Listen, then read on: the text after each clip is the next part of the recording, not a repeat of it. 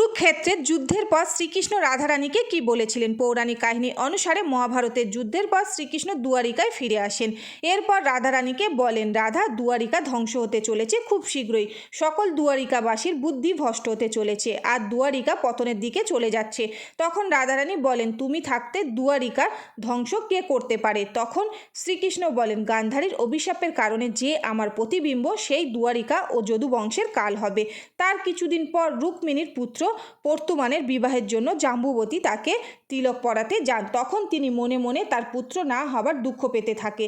এরপর জাম্বুবতী বলেন, তারও একটি পুত্র সন্তান চাই, আর সে যেন শ্রীকৃষ্ণের সাক্ষাৎ প্রতিবিম্ব ও ছায়া হয়ে থাকে। শ্রীকৃষ্ণ যদি তার এই ইচ্ছে পূরণ না করেন, তাহলে সে পর্তুমানকে তিলক লাগাতে পারবে না। তখন শ্রীকৃষ্ণ বুঝতে পেরে যান যে গান্ধারীর অভিশাপ সত্যি হতে চলেছে। তখন শ্রীকৃষ্ণ জাম্বুবতীকে বলেন, তোমার ইচ্ছে আমি অবশ্যই পূরণ করব।